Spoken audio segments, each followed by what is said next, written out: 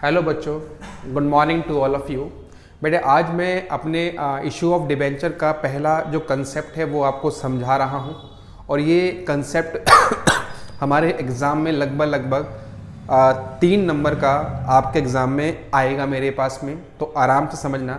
Concept है क्या?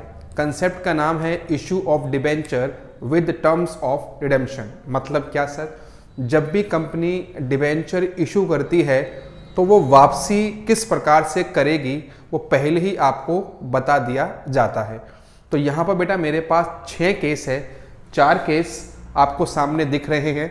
ये समझाने के बाद मैं आगे वाले 2 केस आपको समझाऊंगा, लेकिन अगर ये 4 केस आप सही से समझ गए तो आगे 2 केसेस को समझना आपके लिए आसान हो जाएगा। ठीक है, आज की क्लास में मैं सारा कंसेप्ट कवर करूंगा और अगली क्लास में या अगली वीडियो में मैं आपको इसी कंसेप्ट के कुछ क्वेश्चंस कराऊंगा इसको और अच्छा कराने के लिए। ठीक है, तो सबसे पहले मेरा पहला केस समझना।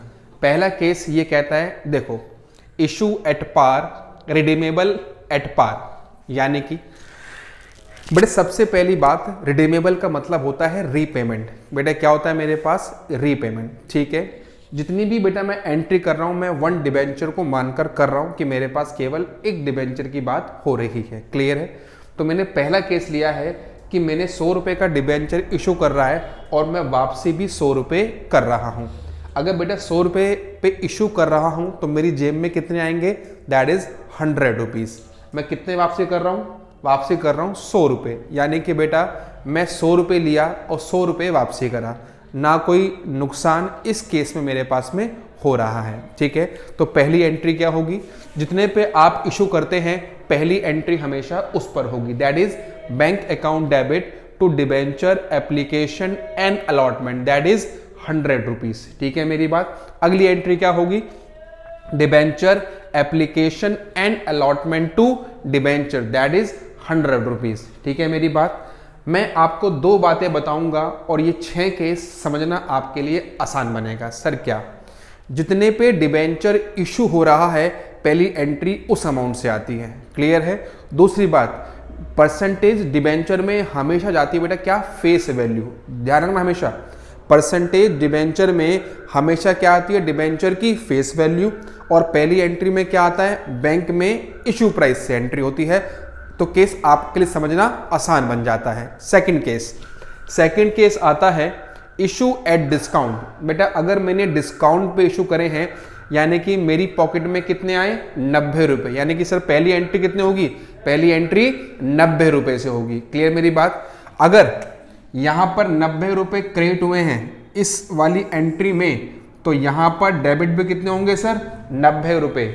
और डिबेंचर में कितने आएंगे सर? 100 रुपये, that is face value. Debit में 10 रुपये का डिफरेंस आएगा, that is called discount on issue of debenture, that is 10 rupees. Clear मेरी बात? चलो case number 3, issue at premium and redeemable at par. अगर मैं प्रीमियम पे इशू कर रहा हूं, यानी कि मेरी पॉकेट में कितने आएंगे? 110, तो पहली एंट्री कितने से बेटा होगी मेरे पास में? 110 रुपये से। जितने से क्रेडिट उतने बेटा क्या होगा? डेबिट। डिबेंचर में कितने आएंगे सर? 100 रुपये। 10 रुपये कहां पर आएंगे? टू सिक्योरिटी प्रीमियम में मेरे पास। क्लियर है? चौथा केस बहुत ध्यान से समझना मेरी बात। क्या केस है? Issue at par, redeemable at premium. यानी कि बेटा अगर मैं डिस्काउंट पे इशू कर रहा हूं तो जेब में कितने आएंगे? सॉरी, अगर मैं पार पे इशू करूं जेब में कितने आएंगे सर? 100 रुपये। अगर मैं वापसी करूंगा प्रीमियम पे तो मेरी जेब से कितने जाएंगे सर? 110 रुपये। मैं दोबारा बता रहा हूं, इशू पार पर है और वापसी प्रीमियम पर है। जेब में 100 रुपये आएंगे और जेब से 110 जाएंगे, यानी कि आज अगर मैं इसको इशू कर रहा हूं तो मुझे 10 रुपये का नुकसान भविष्य में होने वाला है। ठीक है मेरी बात? पहली एंट्री, अगर मैं 100 रुपये पे इशू कर रहा हूं तो पहली एंट्री आएगी 100 रुपये से, that is bank account debit to debenture application and allotment. अगली एंट्री, जितने से क्रेडिट उतने बड़े क्या होगा? डेबिट। डिबेंचर में क्या आएंगे मेरे पास? दैट इज 100 रुपये। सर 10 रुपये क्या है मेरे पास में? बेटे आपने पढ़ा होगा एक 11वीं में कंसेप्ट था, दैट इज प्रूडेंस कंसेप्ट। वो कहता है anticipate the loss but not anticipate the profit. मुझे भविष्य में 10 रुपए अगर फालतू पे करने हैं मेरे पास में, तो मैं आज ही उसको लायबिलिटी मानकर चलूंगा। दैट इज, इस वजह से यहां पर क्रेडिट किया गया है to premium on redemption of debenture 10 रुपए, जिसकी वजह से यहां पर कितना डिफरेंस आया 10 रुपए का। That is loss on issue of debenture, यानी कि आज मुझे डिबेंचर को इश्यू करने में 10 रुपए का बेटा क्या है, नुकसान हो रहा है सर। क्लियर है मेरी बात? अब आगे 2 केस मैं और समझा रहा हूं मेरे पास में, देखना आराम से। पढ़ रहे बेटा केस नंबर 5, 4 हम कर चुके हैं, अब 5 पर आ रहे हैं। ये हमारे पास केस क्या है, इशू एट डिस्काउंट, यानी कि जेब में कितने आए 90 रुपए, रिडीमेबल एट प्रीमियम, और वापसी कर रहे हैं प्रीमियम में, यानी कि पे कर रहे हैं ₹110। देखो सुनना बेटा आराम से।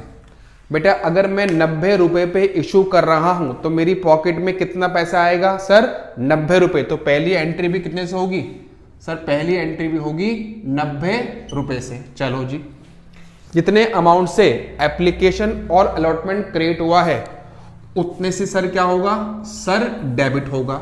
बोलो कोई दिक्कत? डिबेंचर में हमेशा आती है face value, that is 100 rupees. बोलो हाँ है ना? मुझे कितने पैसे भविष्य में एक्स्ट्रा पे करने हैं बेटा 10 rupees, that is to premium on redemption of debenture.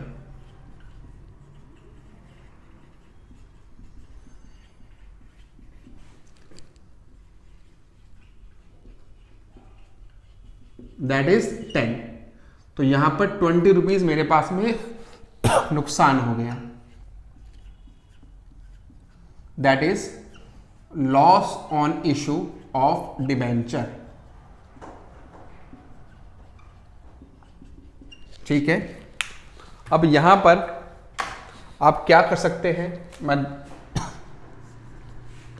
जो मैंने 20 रुपीज आपका loss on issue of debenture लिखा, इसमें 2 नुकसान है। 10 रुपए जो मैं डिस्काउंट दिया, 10 रुपए जो मैं एक्स्ट्रा पे कर रहा हूं। तो आप loss on issue of debenture की जगह discount on issue of debenture 10 rupees, clear है, और loss on issue of debenture 10 rupees भी 2 बार ऐसे लिख सकते हैं मेरे पास में। ठीक है जी, चलो अब केस नंबर 6 में आपको बता रहा हूं।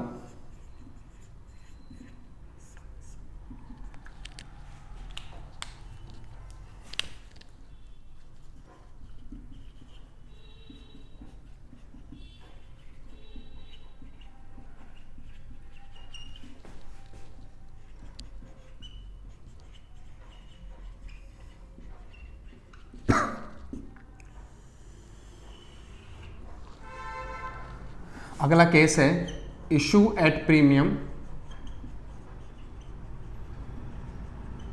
And redeemable at premium.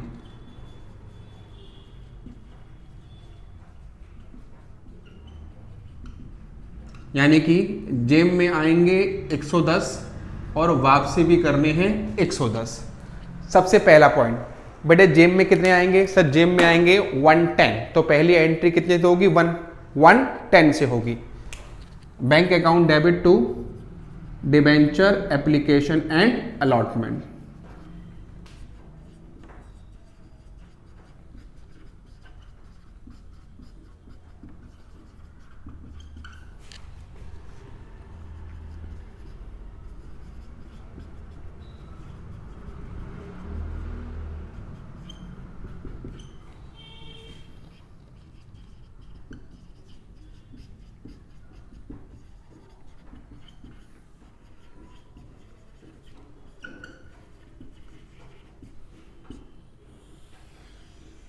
चलो अगली एंट्री, जितने से एप्लीकेशन एंड अलॉटमेंट क्रिएट हुआ है उतने से बेटा क्या होगा सर, डेबिट किया जाएगा।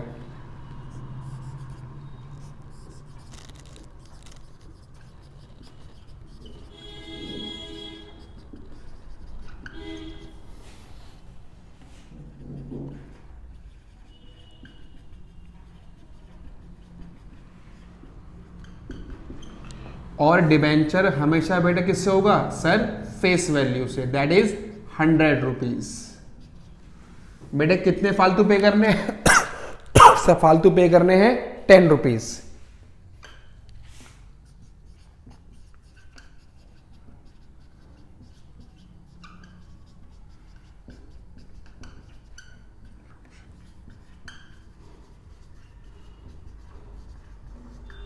कितना? 10। क्लियर है बेटे? मैंने डिबेंचर प्रीमियम पे अगर इशू करा है तो मेरे पास प्रीमियम का अमाउंट भी आया होगा, तो वो किस नाम से आएगा? To security premium.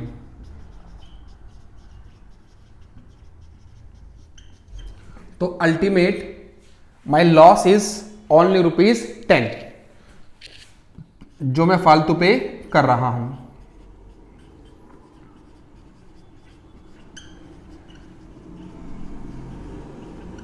Loss on issue of debenture that is 10 rupees. Clear है मेरी बात?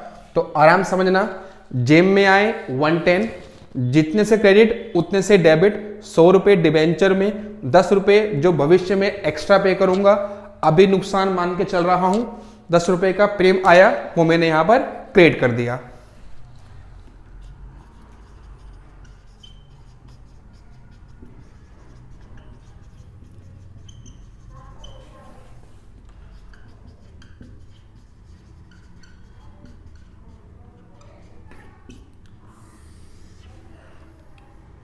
ठीक है जी, तो ये मैंने आपको यहां पर 6 केस बताए। बेटा 3 नंबर का क्वेश्चन बोर्ड में भी जरूर आता है मेरे पास, आपके प्री बोर्ड होंगे वहां भी जरूर आएगा। ठीक है, तो 6 केस मैंने आपको समझाए। अगली वीडियो में मैं इन 6 केसेस के आपको कुछ क्वेश्चंस भी कराऊंगा, तो इससे पहले सब बच्चे बहुत ध्यान से इन 6 केसेस को पढ़ें।